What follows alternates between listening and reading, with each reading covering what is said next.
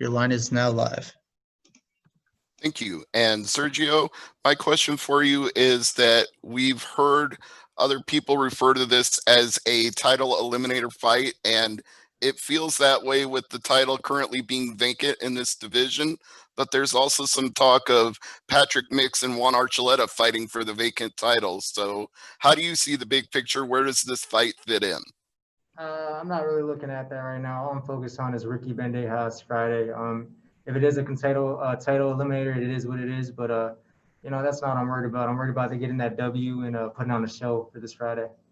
All right. How do you see the fight going on Friday? What kind of fight do you expect?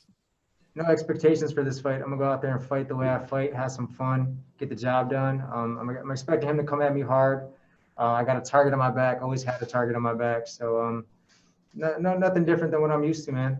He's just gonna come out there, try to do what he does, and I'm gonna go out there and do what I do. How satisfied were you with that win against Alfred Kashakian in your Bellator debut? Oh man, I loved it. Honestly, I think that was my one of my best performances in my career. Honestly, got a good right hand on him and sunk in the guillotine. Had some moves set up for after if he got out. So everything just went well that night, and I just trusted myself and trusted the mission and went out there and got the job done. Definitely riding some confidence. All right. Well, I hope that confidence continues over to Friday. Have a good fight. Appreciate it. You too, brother. Thank you. All right. Our next question goes to John Eric Pola. Your line is now live. Hi, Sergio. How are you? I'm doing good, man. How you doing? Good, man. So I want to talk about this main event spot. It's something that's not new to you. I mean, you've done it in the UFC, but this is your first time doing it in the Bellator cage. So what's it like for you headlining within this promotion, and do you feel any more pressure being in this headlining spot than you usually would? I don't feel any more pressure. Going into a fight, there's enough pressure. You got a guy that's going in there that's trying to knock your head off on TV in front of everybody. So all that extra stuff really doesn't matter to me. Very excited though. This is my first main event in Bellator, so it's cool to have on my resume, and I'm excited to go out there and put on a show for everybody. First fight back in Bellator, so I'm gonna go out there and put on a COVID show. Yeah, and speaking of COVID, I wanted to ask you too about what was it like for your training camp with all the stuff going on? Was it affected at all, given maybe some of the new stipulations that are now in place due to COVID-19? Yeah, in the beginning, obviously the gym was shut down for a bit, but it just made me have to open up a basement gym. So, I got my gym looking all good. I got a sauna down there, got some bags down there, ran. But once that passed, my brother Anthony got a fight for Donald Cerrone. So we had to get back in the gym and get a small group of guys together that were all clean and COVID-free, and just, had to keep on working and grinding. So, I've been in camp for a while without a fight prepping, and then I found out I had a fight. So it was perfect. I was ready for it. And what do you see in Ricky as an opponent? What is something that maybe he might bring to you that might stylistically be a problem? Or are you comfortable pretty much wherever this goes that you don't see him as a threat? He is a threat. Anybody you fight is a threat. Any time you get into that cage, that there's a 50% chance of losing. Keeping it standing, especially. I believe Ricky is a good stand-up fighter. He's good all around. He's got some good takedown defense. He's a good grappler. He's skilled. He's not no scrub. He's gonna go out there and try to get the job done. But I've been in this game for a while. This is I think my 9th year of a professional fighter at the age of 26, going into 27. So, I think I'm ready for it all. I've seen a lot of big names, and I've fought a lot of good guys in a lot of different heights, a lot of shorter heights. I fought a wide range of people. So wherever it goes out there, man, I'm just gonna go out there and do what I do best, keep a smile on my face, have some fun. Try to come home with a pocket full of cash, some Nate Diaz stuff. And Sergio, the last thing for me, man, you were off for a little while with this whole COVID thing. Everybody was. You guys are just finally getting back into action. God willing that you get out of there, no problems. How active do you want to be for the rest of the year? As active as I can be. God willing that I don't have any injuries from this fight or after this fight. Whatever happens, happens. Like I said, I'm 26 going into 27. I want to take advantage of my age, and my body's feeling well. My mind's feeling well. Spiritually, I feel well. Everything's balanced. So whenever they want me to get back in there, whenever my body allows me to get back in there, I'll be ready. All right, man. Thanks. I appreciate it. Appreciate it, bro. Have a good one. Our next question comes from the line of Daniel Yanofsky. Your line is now live. Hey, Sergio. How are you doing today? Doing good, brother. How you doing? Not bad. I appreciate you taking the time. When it comes to the overall timing of your fights, you last fought not that long ago before the January fight, and Bandejas had a little time in between. Seeing how the COVID-19 pandemic has caused a rift between training and timing between fights, do you think that'll play a factor in both of your performances? No, we're both professional fighters, man. We're ready for when we got to fight. You know, it doesn't matter how much time is in between. I've had some long layoffs where I was injured too, and after those layoffs, I came back and had a good performance. So it's just a matter of who's the better man on Friday night for those 15 minutes. Appreciate it. Yep. All right, next question comes from Brian Peters. Your line is now live. Hey, Sergio. I'm Brian Peters from All Access MMA. I just got a quick question. How do you feel as a bantamweight? Do you feel healthier making weight? Does it make a difference on fight night? You know what? I do feel a lot healthier. I was cutting down to 126, and I feel like as I'm getting older, the harder that weight cut would have been. You know, my body's making a lot of adjustments. I feel like I'm getting a little bit bigger, a little bit wider. I wish a little bit taller, but that didn't happen. But nah, man, it's been good. I think all that I've learned from 125, as far as being strict on my diet, as far as being strict on my training camp and discipline throughout the whole camp, to help me out with these 135 cuts, made them a lot easier. You know, I'm only 2 pounds away. I got energy. I've been eating. I've been drinking. So, you know, I'm ready to go sweat this weight off, make weight tomorrow, and put on a show. Awesome. Thank you, Sergio. I appreciate your time. Appreciate you, man. Have a good one. All right, next question comes from the line of Matthew Putterman. Your line is now live. Okay. What's up, Sergio? This is Matthew Putterman from MMA. Putterman. Okay, What's I know up, you. How you doing? Chilling, brother. How you doing?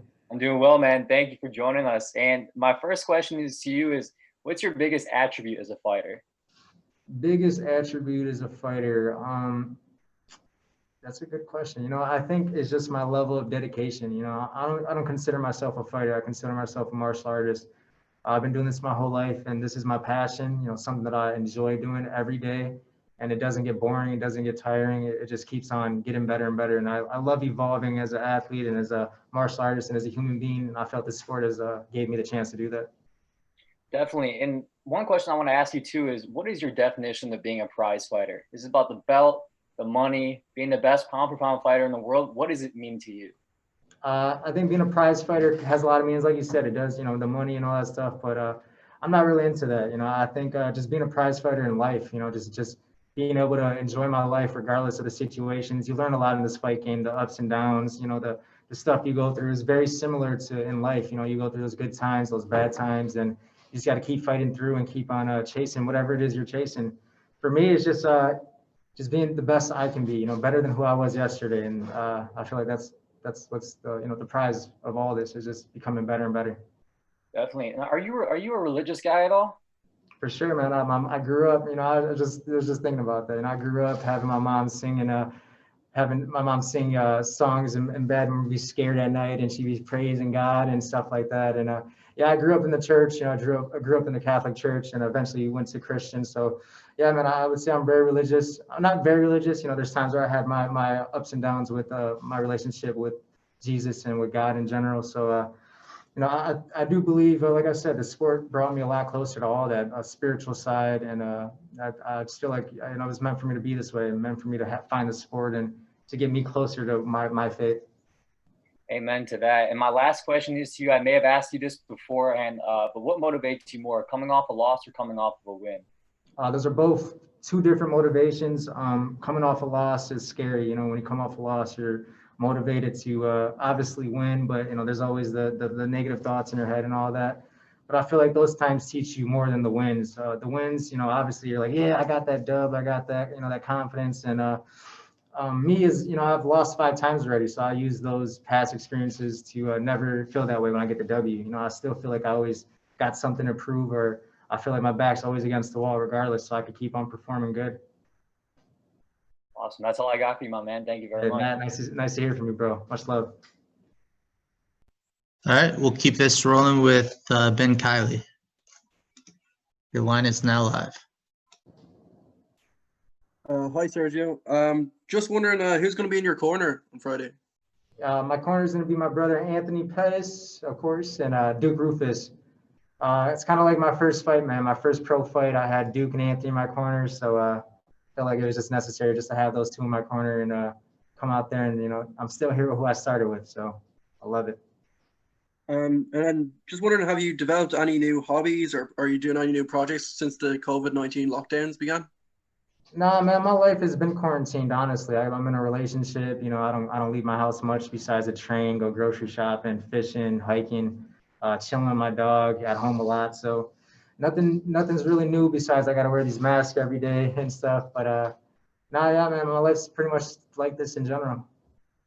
And this fight will be a bit different in that there will be no crowd. How do you expect that to play a factor in the fight? And is there any preparation you can do for something like that? I believe I'm a professional, man. I don't think it matters who's there and who's not there. You know, when I'm in the cage in general, I'm not worried about the crowd. You know, obviously you could hear all that stuff, but I'm just more focused on my goal and my mission, and that's Ricky Bandejas. And in terms of long-term goals, do you think about that, or is it just the next opponent is your focus, or do you have like a legacy you want to leave behind in the sport? Yeah, I feel like my legacy is always my next opponent. You know, obviously I got long-term goals. I do want a belt eventually. You know, I want to fight the best of the best and prove I am one of the best in this sport. But you know, as of right now, my short-term goals are more important. Just getting the job done. All I'm focused on right now is Friday night, 15 minutes for Ricky Bandejas. Okay, thank you, Sergio. Appreciate it, bro. All right, our next question comes from the line of Thomas Galdenzi. Your line is now live. Hey, Sergio, it's Thomas Galdenzi with Combat Sports Coverage. I got to know, how do you feel about Bellator being able to keep you busy right now during this pandemic when a lot of people, you know, can't find work or have fights right now, but you are lucky enough to be the main event on such a stacked card? Yeah, man, I'm extremely blessed. I'm so happy that Bellator is back. Obviously, I'm a guy who likes to stay active. I fought in January, and I got a quick turnaround in July through this COVID. You know, it sucks to see people losing their jobs and, you know, going through hard times. And I'm very blessed, man. So just very grateful to have this opportunity. Big thank you to Bellator for giving me this opportunity to have a main event on their first card back. And I promise I'm going to deliver a good fight. And since this fight was for at least the media and since everybody's known about the fight, it's only been a few weeks. How much weeks have you known about this fight, and did it at all affect your weight cut?